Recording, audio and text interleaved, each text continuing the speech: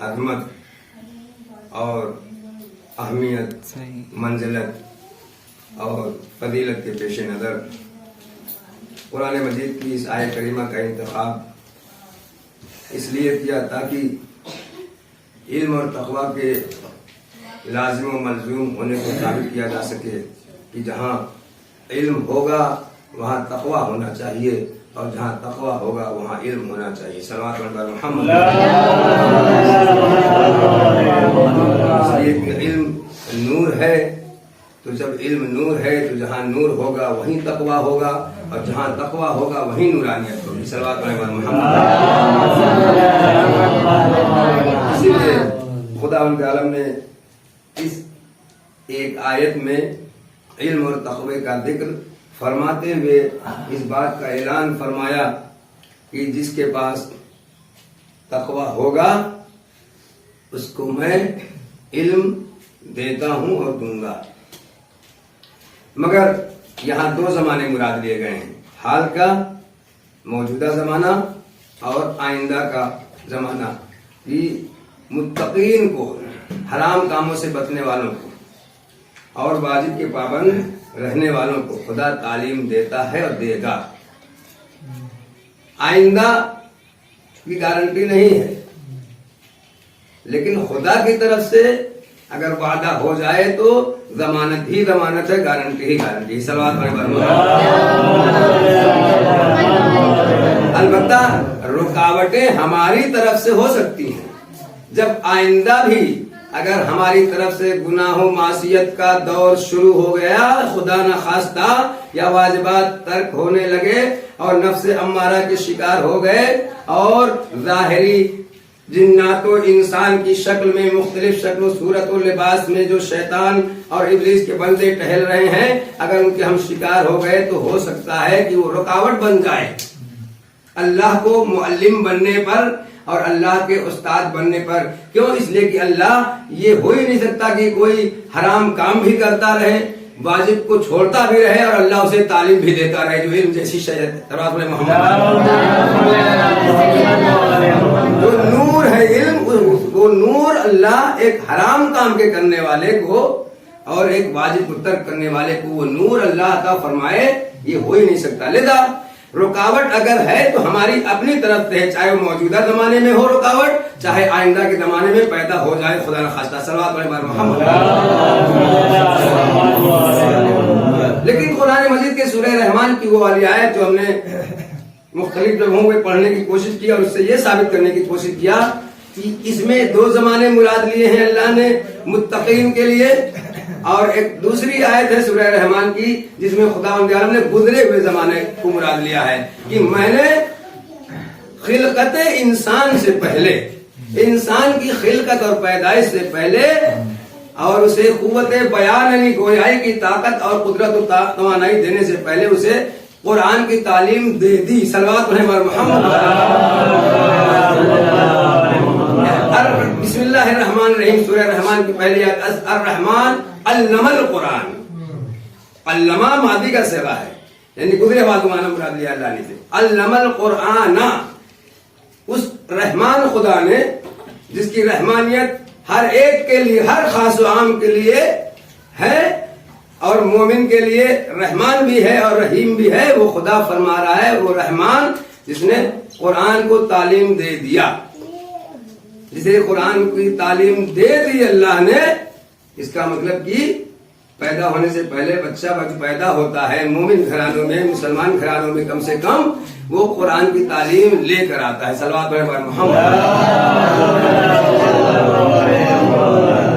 بس تھوڑا سا اسے یاد دلانے کی ضرورت پڑتی ہے دنیا میں آنے کے بعد۔ اور دوسری جگہ خداوند عالی ارشاد فرماتا ہے علم کی عظمت اور بزرگی کو بیان فرماتے ہوئے کہ بسم اللہ الرحمن الرحیم، هل يستوي الذين يعلمون والذين لا يعلمون، کیا وہ لوگ کہ جو نہیں جانتے یعنی جو علم نہیں رکھتے اور جو علم رکھتے ہیں صاحبان علم و فضل، دونوں برابر ہو سکتے ہیں؟ یعنی عالم و جاہل دونوں برابر ہو سکتے ہیں؟ انگوٹھا ٹیک اور ان پڑھ اور پڑھے لکھے دانشمند کیا برابر ہو سکتے ہیں؟ نہیں ہو سکتے۔ پھر دوسری جگہ خدا فرما رہا ہے بسم اللہ الرحمن الرحیم، فاسألوا اہل ذکر ان کنتم لا تعلمون، سوال کیجیے، پوچھیے ان لوگوں سے، صاحبان ذکر سے۔ صاحبان ذکر سے مراد انبیاء اور اولیاء محمد و آل محمد ہے پہلے نمبر پر، اور زمانے غیبت میں باعمل علماء فقہاء مراجع مجتہدین کرام صلوات پڑھے پر محمد کے خاص چاہنے والے ہیں صاحبان ذکر، جو ان کے ذکر کو زندہ کیے ہوئے ہیں، جو ان کے ذکر کو، ان کے مشن کو زندہ کیے ہوئے ہیں، ان کے معیار پر چل کر، ان کے نقش قدم پر چل کر، ان کی تعلیمات اور ان کے اخلاق کو اپنا کر۔ ان کنتم لا تعلمون، اگر آپ نہیں جانتے ہیں تو مثلا اس موبائل کے بارے میں ہم نہیں جانتے، تو جو موبائل کی جانکاری رکھتا ہوگا اس سے ہمیں پوچھنا پڑے گا۔ بہت ساری چیزیں ہم لوگ پوچھتے ہیں، اپنے بچوں سے پوچھتے ہیں، اپنے شاگردوں سے پوچھتے ہیں، وہ اس میں ایکسپرٹ ہوتے ہیں۔ ضروری نہیں کہ ہمیں دنیا مافیا کا سارا علم حاصل ہو گیا ہو، لیکن جن چیزوں کا علم حاصل کرنا واجب ہے، جس کے بغیر نہ تو ہماری دنیا سمجھ سکتی ہے نہ آخرت سمجھ سکتی ہے، اس کا علم حاصل کرنا بہرحال ہمارے لیے ضروری اور واجب ہے۔ اس کا علم الحمدللہ خدا کا شکر ہے واجب ضرورت کی حد تک، لازمی ضرورت کی حد تک، اور جو ضروری ہے، جن کے بغیر حلال کو نہیں پہچان سکتے، حرام کو نہیں پہچان سکتے، نجس پاک کو نہیں پہچان سکتے، اصول و فروع کو نہیں پہچان سکتے، اتنا تو کم سے کم معلوم ہی ہے، اور جتنا معلوم ہے اسے پبلک تک پہنچانے کی کوشش کرنا چاہیے۔ اس لیے لِكُلِّ شَيْءٍ زَكَاةٌ، ہر شے کی ایک زکات ہے، وَزَكَاةُ الْعِلْمِ نَشْرُهُ، اور علم کی زکات یہ ہے کہ اسے نشر کیا جائے، اسے پھیلایا جائے، یعنی جس نے سیکھ لیا ہے وہ خود صرف اپنی ہی حد تک نہ رہ جائے، بلکہ دوسروں کو بھی سکھا دے تاکہ وہ نشر ہو جائے علم۔ 2-4 کو سکھا دے، وہ 2-4 10 کو سکھائیں گے، وہ 10 20 کو سکھائیں گے، اس طرح سے علم کی روشنی بڑھتی رہے گی، جہالت دور ہوتی رہے گی۔ صلوات پڑھیں عزیزان گرامی، لذا صاحبان علم کی قدر کرنا چاہیے، ان کے سامنے ذان میں ادب طے کر کے۔ بادشاہان وقت کو صاحبان علم کے پاس آنا پڑتا تھا، اور آج بھی آتے ہیں۔ بڑے بڑے نیتا، منتری، مکھ منتری، وزیر داخلہ، گرہ منتری آتے ہیں صاحبان علم و فضل کے پاس، گلدستے لے کر آتے ہیں، منانے کے لیے، پٹانے کے لیے، ساتھ دینے کے لیے۔ کسی اور کے پاس جائیں یا نہ جائیں، مگر ان کے پاس جاتے ہیں جی۔ لذا جب اتنے بڑے بڑے حاکم آج بھی ان کے پاس جاتے ہیں، تو ہم چھوٹوں کو جانے میں کون سی انسان محسوس ہوتی ہے؟ صلوات اللہ محمد، جب جن کے پاس پاور ہے، قدرت ہے جن کے ہاتھوں میں، جب وہ آتے ہیں صاحبان علم کے پاس، تو ہمیں جانے میں کون سا آر، کون سا عیب، کون سی انشاءاللہ توہین اور ذلت و رسوائی، بلکہ ہمیں تو فخر کرنا چاہیے کہ جس کے پاس اتنے بڑے بڑی سیاسی شخصیتیں آتی ہیں، حکامان وقت آتے ہیں، ان کے پاس ہمیں بھی بیٹھنا چاہیے، جا کے تھوڑا سا ٹائم نکالنا چاہیے، تاکہ ان کے اندر یہ وہ پیدا ہو کہ ہماری قوم بھی ہمیں چاہتی ہے، صرف غیر ہی نہیں چاہتے ہیں، تاکہ ان کی لیڈرشپ مضبوط ہو جائے، اور جب وہ مضبوط ہوں گے تو قوم مضبوط ہوگی۔ صلوات پڑھیں پر محمد۔ دیکھنے کو نہ ملتے اگر ہم نے اپنے رہبروں کو مضبوط کیا ہوتا، اگر ہم نے اپنے لیڈروں کو مضبوط کیا ہوتا، اگر ہم نے اپنے علماء کو مضبوط کیا ہوتا، ان کا ساتھ دیا ہوتا۔ نہ کل ساتھ دیا گیا جتنا دینا چاہیے تھا، جیسا دینا چاہیے تھا، نہ آج دیا جا رہا ہے۔ یہی وجہ ہے کہ قوم ذلت و رسوائی کے گڑھے میں گری ہوئی ہے۔ عزیزان گرامی، بادشاہ وقت ہے، اور عالم دین کے پاس آ کے کہتا ہے، آپ عالم دین ہیں، آپ ہمیں حکم دیجئے۔ ایک چھوٹا سا واقعہ، اس کے بعد مسائل، کیونکہ آج وقت بہت قصر سا ہے، جمعہ کا وقت ہے، جمعہ کا دن ہے۔ عالم دین سے بادشاہ وقت آ کے پوچھتا ہے، حضور ہمارے لائق کوئی خدمت ہو تو آپ حکم دیجئے۔ بادشاہ وقت ہے، مگر عالم دین باعمل عالم دین ہے۔ اگر لالچی ہوتے تو یہ کہہ دیتے کہ جو ہے ہمارے لیے بنگلہ بنوا دیجئے، ہمارے لیے محل بنوا دیجئے، ہمارے لیے 4 ویلر کا انتظام کر دیجئے، ہیلی کاپٹر کا انتظام کر دیجئے۔ بادشاہ کے پاس کون سی کمی ہے؟ مگر اس کے باوجود بھی عالم دین نے یہ ساری دنیا و مافیا کی کوئی چیز نہیں مانگی۔ بہت اصرار جب بڑھا تو عالم دین نے फरमाया कि अगर हो सके तो एक मदरसा बनवा दो। सल्लल्लाहु अलैहि मोहम्मद। आलिम जो होता है वो हमेशा इल्मी चीजों को अहमियत देता है। जहां से इल्मी मिशन शुरू होकर आगे बढ़ सके उन चीजों को अहमियत देता है। कभी दुनिया व माफिया की चीजों को अहमियत नहीं देता। जरूरत के तहत उसके सारे मसाइल खुदावंद आलम हल करता रहता है अपनी कुदरत कामिला से। बादशाह ने कई बिगह में एक आलीशान मदरसा बनवा दिया। अब मदरसा बनवाने के बाद आलिम दीन से कहा कि आप जाइए, मदरसा तैयार है, अब अपने काम को शुरू कीजिए, अपने मिशन को शुरू कीजिए। गए बेचारे आलिम दीन बैठे हुए मदरसे में, कोई पढ़ने के लिए, एडमिशन लेने के लिए, दाखिला लेने के लिए आ ही नहीं रहा है, सन्नाटा पूरा। बादशाह टहलता हुआ आ गया एक दिन, कहा मौलाना साहब मदरसा खाली है, कोई आ नहीं रहा है। तो आलिम दीन ने फरमाया कि आपका काम था मदरसा बनवा देना, आपके पास दौलत थी, और हमारा काम है हमारे पास जो दौलत है उसे खर्च करने के लिए हम यहाँ आके बैठ गए। तो लेने वाला कोई आए तब ना उसे बांटा जाए। सल्लल्लाहु अलैहि मोहम्मद वाले। ये इमारत तैयार हो गई, दरो दीवार छत सब तैयार है, एक आलीशान मदरसा तैयार है। मगर पढ़ने वाला भी तो नहीं। मदरसे के इल्म के लिए कम से कम 3 चीजें जरूरी हैं, बल्कि अरबी के आधार वर्ग के शेर में 6 चीजें बताई गई हैं, लेकिन कम से कम 3 समझिए। मकान होना चाहिए, सिखाने वाला होना चाहिए, सीखने वाले होने चाहिए। सल्लल्लाहु अलैहि मोहम्मद वाले। अगर सिखाने वाला हो मगर सीखने वाले ना हो, या हो मगर तैयार ना हो, तब भी इल्म आगे नहीं बढ़ेगा। सिखाने वाले भी मौजूद हो, सीखने वाले भी मौजूद हो, मगर कोई जगह ना हो जहां उसे सिखाया जाए, तब भी थोड़ा मुश्किल पेश आती है। रास्ता चलते हुए लोगों को डिस्टर्ब होगा अगर सिखाया जाएगा। तो कोई जगह होनी चाहिए सेपरेट, जहां पे कुछ सिखाया जा सके। सीखने वाले हो, सिखाने वाला ना हो, तब भी मुश्किल है, तब तो और ही मुश्किल है। बहरहाल कम से कम 3 चीजें लाजिम और जरूरी है इल्म की नश्र इशाअत के लिए, इल्म के फैलाने के लिए। और यहाँ 2 चीजें तो फराहम है, मगर तीसरी चीज फराहम नहीं हो रही है। सिखाने वाला मौजूद है, जगह मौजूद है, मकान मौजूद है, मगर सीखने वाले लापता। बादशाह ने कहा फिर अब क्या किया जाए? तो आलिम दीन ने कहा कि एक काम है मगर तुमसे हो नहीं पाएगा, वो बहुत मुश्किल है। इसलिए कि तुम्हारे पास दौलत थी, दौलत खर्च करके मदरसा तो बनवा दिया, मगर अब जो काम करना है कि जिसके बाद मजमे में ये मदरसे में जगह नहीं मिलेगी, वो तुम्हारे लिए कम से कम मुश्किल है। आज हमारे अपने के दरमियान पहुंचते हैं, इतने बड़े बड़े अकलू खां मौजूद हैं कि एक लम्हे के लिए किसी के पास आके सीखने के लिए बैठने की कोशिश नहीं करते, और इधर उधर के चक्कर में बहुत लगे रहते हैं, है ना। ऐसे ऐसे अकलू खां हैं, जहालत के गड्ढे में गिरे रहेंगे मगर सीखने के लिए उनके पास नहीं जाएंगे, इंसल्ट महसूस होती है, तौहीन हो जाएगी। सल्लल्लाहु अलैहि मोहम्मद। जहालत में, तारीकी में, अंधेरे में पड़े रहेंगे, मगर इल्म की रोशनी लेने के लिए इंसल्ट महसूस करते हैं। वहां बादशाह वक्त है, हाकिम वक्त है, आगे कहता है कि हुजूर बताइए, आप हमारे आका मौला है, हम आपके गुलाम है, नौकर है, खादिम है, आप हुक्म तो दीजिए।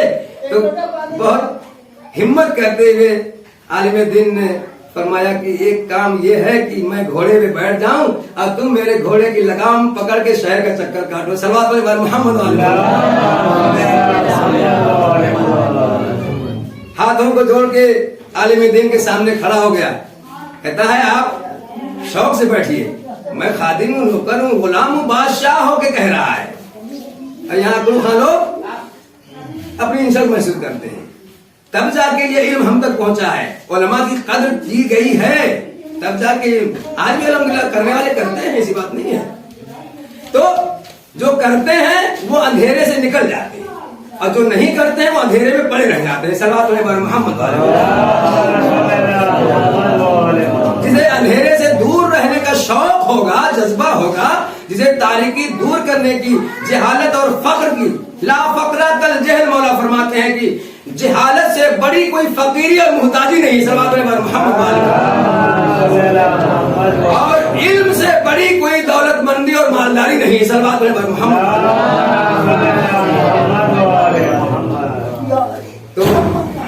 आलिम दीन जैसे ही पुश्ते फरस पर बैठे, घोड़े की पीठ पर बैठे, बादशाह ने उनके घोड़े की लगाम पकड़ी और जब शहर का चक्कर लगाया, अब जो है भीड़ लगना शुरू हो गई मदरसे में। सल्लल्लाहु अलैहि वसल्लम। जैसे ही आलिम दीन ने घोड़े की पुष्प पर बैठकर और बादशाह ने उनके घोड़े की लगाम पकड़कर पूरे शहर का दौरा किया, चक्कर किया, तवाफ लगाया, लोगों ने देखा, लोगों की निगाहों ने देखा, जो अभी तक न आलिम दीन की कदर पहचान रहे थे, न मदरसे की कदर पहचान रहे थे, जहां से इल्म मिलने वाला था, जिसके जरिए से मिलने वाला था, दोनों की कदर नहीं पहचान रहे थे।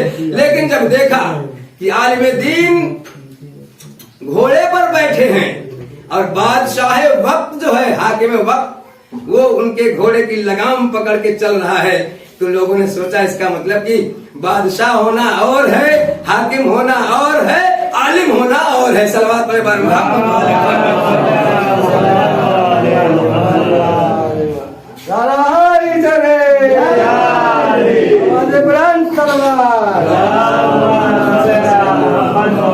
से इसी वाक़े पर और इसी जुमले पर आने के बाद रसूल पर भी नारा लगा था, सलवात पर मोहम्मद।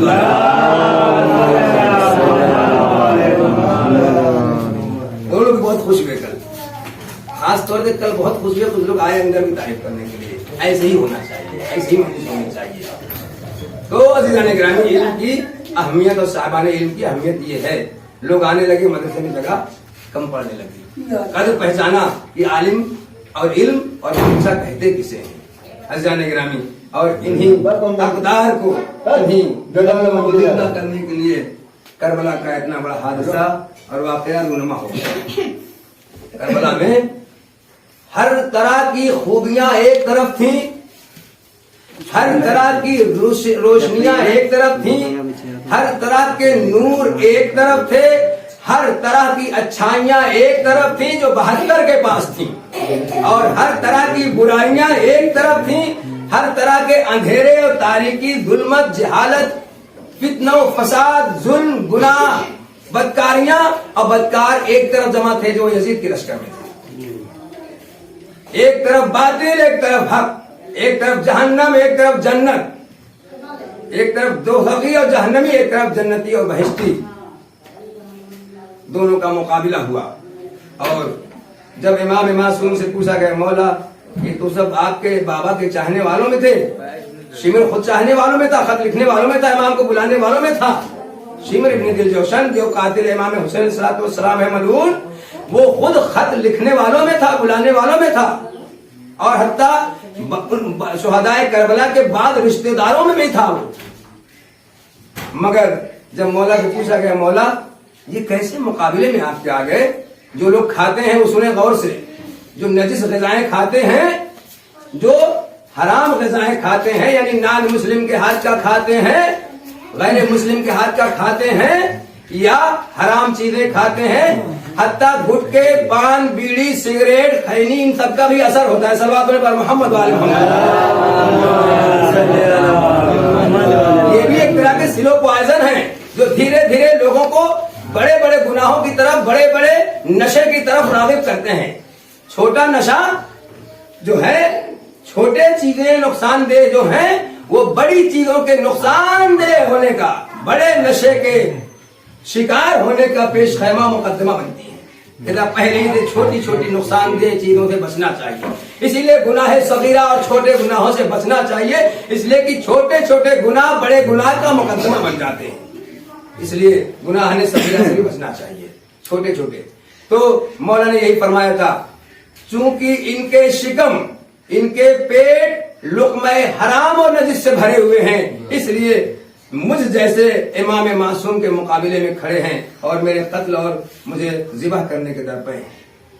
तो नजिस ग़िज़ा, हराम ग़िज़ा इमाम मासूम के मुकाबले में खड़ा कर देती है। तो उलमा क्या है, उलमा क्या है, उनकी औकात क्या है? जब इमाम मासूम के मुकाबले में नजिस ग़िज़ा का असर खड़ा कर देता है, हराम ग़िज़ा का असर खड़ा कर देता है, तो ये उनके एक अदना से चाहने वाले, मानने वाले उलमाए दीन क्या औकात रखते हैं, क्या हैसियत रखते हैं इमाम मासूम के सामने।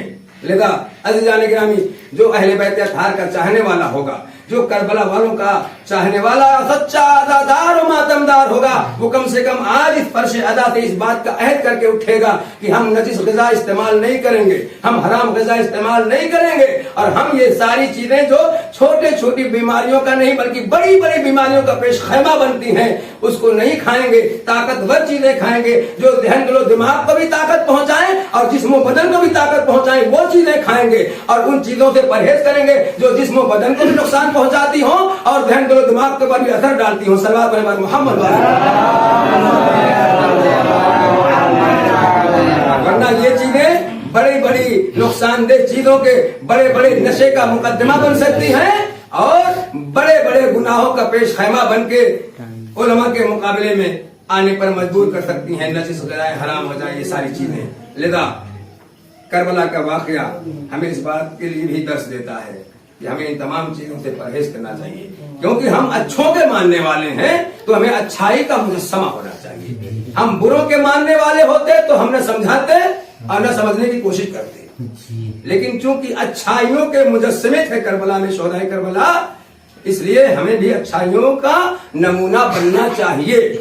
और अगर हम अच्छाइयों का नमूना नहीं बन सके, बुराइयों का नमूना बने रहे, तो आप अपने एतबार से खुद फैसला कर लीजिए कि हमारा किस लिस्ट और किस फहरिस्त में किस में शुमार होगा। हमारा आया अच्छों में होगा, शोहदाए करबला और उनके मानने वालों में होगा, या किसी और में होगा। अज़ीज़ान गिरामी, लिहाजा आज इस बात का फैसला करके और अहद करके उठिए कि धीरे धीरे सही सारी बुराइयों को इंशाअल्लाह इस साल अय्याम अदा और अशरे माह मुहर्रम में 10 मुहर्रम आने से पहले छोड़ देना है। सल्लल्लाहु अलैहि मोहम्मद।